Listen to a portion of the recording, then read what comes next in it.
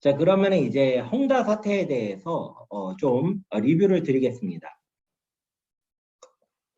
제가 지금 칭다오에 거주 중인데요. 칭다오에 얼마 전에 중소벤처기업 그 진흥공단에서 저한테 이거 강의를 조금 해달라고 하시면서 요구를 하셔서 그때 준비했던 자료 일부를 가지고 공유를 드리겠습니다. 지난주에 하셨던 거죠?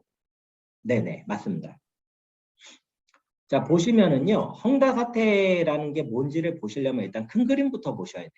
뭐냐면, 일단 미국의 포춘이라는 그 잡지가 있습니다. 거기가 매년 글로벌 500대 기업을 선정을 해요. 그래서 2021년도도 선정을 했습니다. 해놓고 봤더니 중국이 500개 중에 143개를 소유해서 1등입니다. 미국이 122개로 2등. 그다음에 우리 대한민국은 15개. 아유, 좀 귀엽지만 나름 잘했습니다, 올해도. 자, 그런데 한번 순위를 봐보실게요. 1등은 월마트라는 미국 기업이고요. 2등은 스테이트 그리드라는 중국 기업입니다. 그 다음부터 보시면 미국, 중국 이런 식으로 쭉 가요. 가다가 어느 순간 되면 중국 이러다가 뭐 한국 나오고 일본 나오고 이런 식입니다. 우리나라에서 제일 순위가 높은 삼성전자는 15위를 했고요. 우리나라 2등은 저기 질문이 일단 좀 지나지만 올라왔는데요. 예. 예. 북경 대련의 부동산 가격 하락 이유가 뭔지 일단 좀 지나갔지만 물어보시거든요.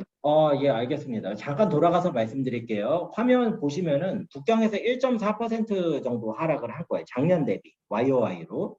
그다음에 딸에는 뭐 마이너스 1%도 안 됩니다. 이거는요, 시장에서 가격이 조금 출렁이는 거라서 뭐 마이너스 5%, 6%가 넘으면 굉장히 이제 진짜 하락세라고 보이는데요. 이런 거는 이제 시장이 저희가 쭉 올라가다가 어느 정도 보합세가 됐을 때 나타나는 현상으로 보고 있거든요. 자, 그렇기 때문에 시장이 어느 정도 보합세로 들어갔다라고 보는 것 같고요. 그럼 보합세로 간 이유가 뭐겠느냐라고 말씀을 하신다면 최근에 이제 부동산 시장에 대해서 여러 가지로 이제 규제들이 조금 많이 발생을 하고 있습니다. 그렇기 때문에 이제 부동산에 투자를 하려고 했던 원래 내가 구축주택을 매입을 하려고 했던 사람들이 많이 지금 관망세로 돌아가고 있는데 북경하고 대련 쪽이 좀 그런 모양새가 보이는 것 같습니다. 그 다음에 계속 질문 많이 하셨던 예, 감사합니다. 네네. 질문 많이 하셨던 분이 위에 질문이요. 그러니까 위에 질문이 있다고 말씀을 주신 질문이 있다라는 저희가 본인이 질문을 하신 게 아니고 네네. 예. 그럼 다시 헝다로 돌아가겠습니다. 네. 자, 네, 그래서요. 감사합니다. 예. 그래서요. 우리나라 2등 현대자동차가 83위를 했는데요. 헝다라는 기업이 122위를 한 기업입니다. 그러면 어느 정도냐면 우리나라 SK그룹이 129위를 했거든요. 그러니까 SK그룹보다 세계적으로 더 높은 평가를 받는데 거의 비슷한 수준이다 라고 보시면 거의 감이 잡히세요. 우리 한국 분들은.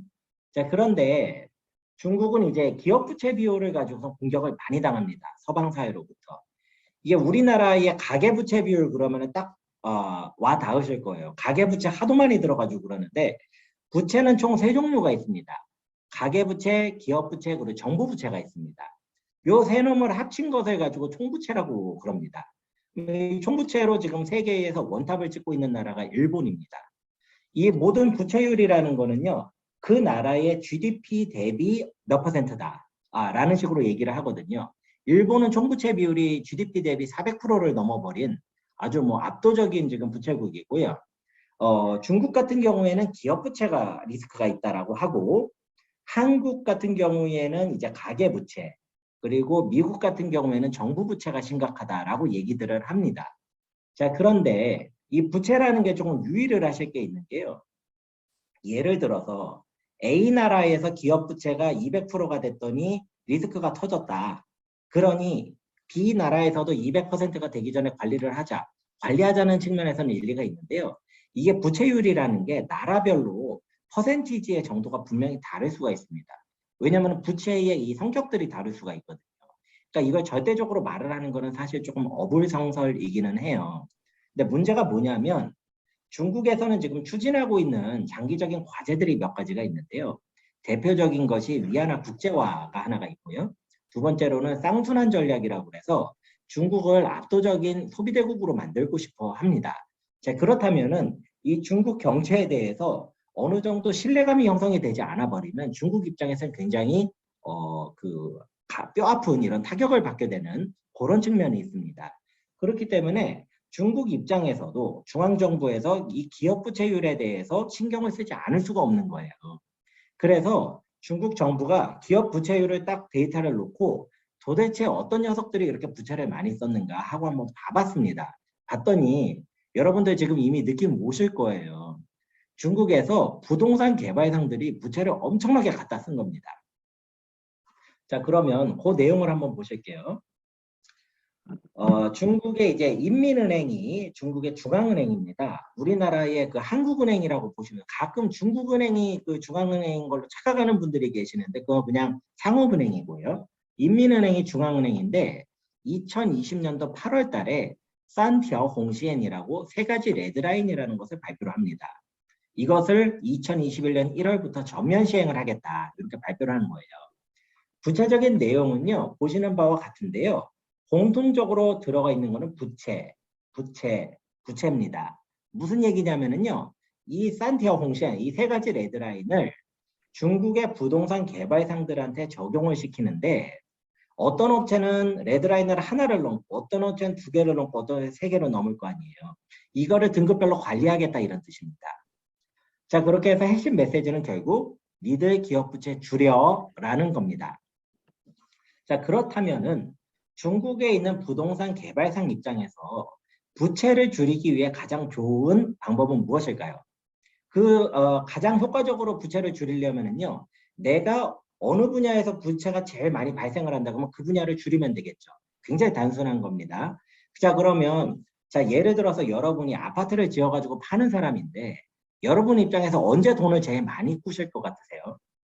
이게 개발상 입장에서 생각하시면은요, 처음에 토지 매입을 할 때 부채를 가장 많이 가져갑니다. 무슨 말이냐면은요, 지방정부가 토지 비딩을 시켜요. 비딩을 시키면서 그때 이 개발상들이 비딩에 참여를 하면서 나는 어떻게 하겠다 어떻게 해서 뽑힌 사람이 하는 건데 그때 지방정부한테 돈을 주고 토지 개발권을 사거든요. 그때 부채가 많이 들어갑니다. 자, 그러니까 부동산 개발상 입장에서 굉장히 단순하죠. 그럼 내가 비딩에 참여를 안 하면은 부채가 줄어드는 거예요. 굉장히 단순하죠.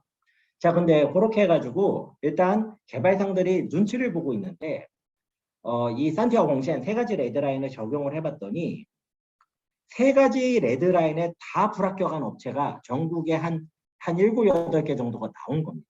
그런데 그 중에 상태가 제일 심각한 애들이 얘네가 1, 2, 3이에요. 1등, 2등, 3등입니다.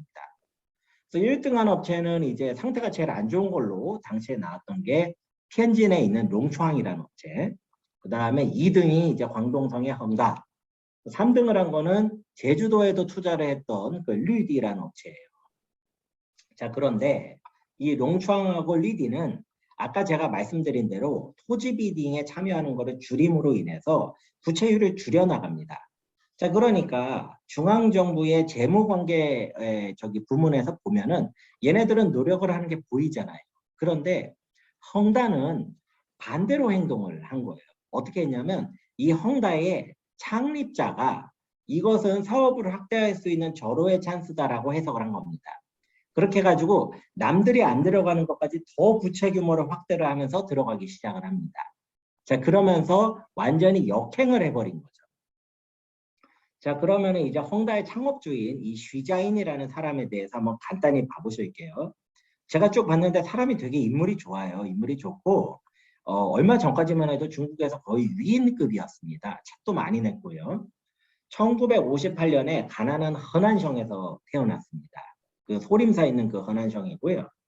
원래는 철강회사에서 굉장히 어렵게 일하다가 이것은 아닌 것 같아 라고 하고 92년도에 중국 션전으로 옵니다.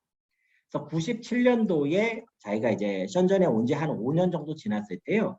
부동산에서 승부수를 던지는데요. 찐비화유엔이라는 자기 브랜드를 만들어서 시장에 판매를 하는데요. 이 97년도라는 시점이 중국에서 부동산이 시장에서 거래가 되기 시작한 시점입니다.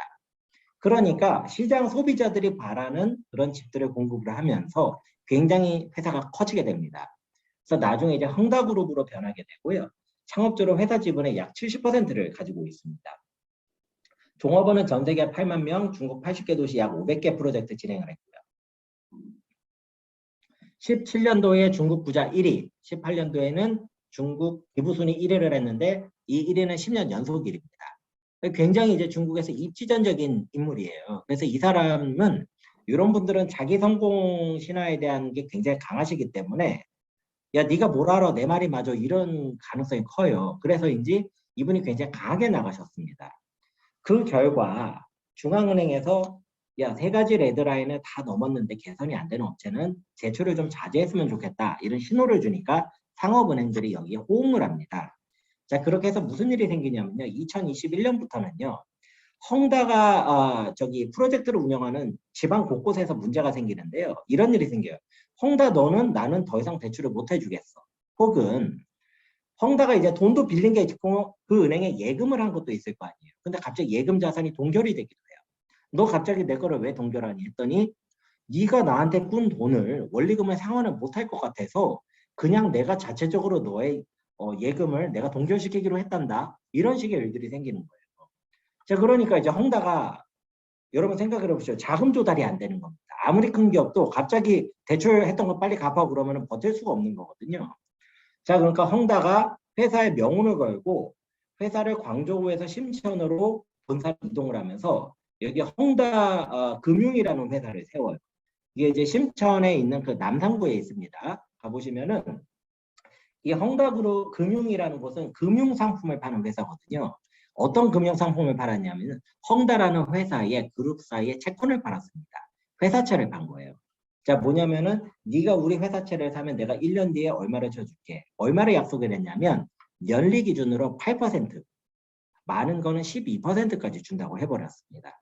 자, 그러니까 이 여러분이 지금 듣기에도 금리 이율이 굉장히 비상식적이잖아요. 그러다 보니까 잘 안 팔렸대요. 그러니까 어떤 일을 하냐면 이 헝다 금융에서 자기 직원들한테 마치 보험 강매를 하듯이 팔아버립니다.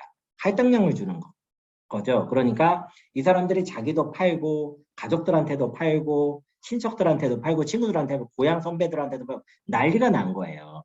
자, 그러다가 2021년도 9월 정도가 되니까 우리나라 언론에도 나오는 게 이 건물 헝다 금융 건물 1층에 투자자들이 막 놔자빠지고 이러잖아요. 제가 그때 우리나라 언론 보고 되게 놀랐는데 그 사람들이 부동산 투자자가 아니라 이 헝다에 회사채를 투자한 사람입니다.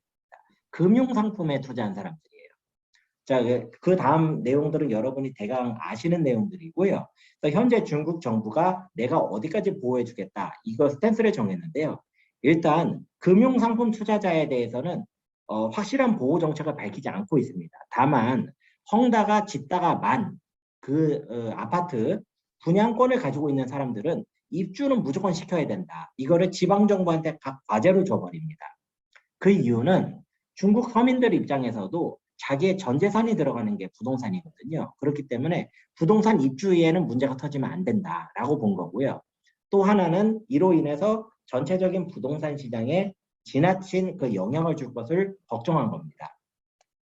어떤 분들은 이제 헝다가 중국 1등 업체니 나머지 업체는 오죽하겠냐라고 하시기도 하는데요.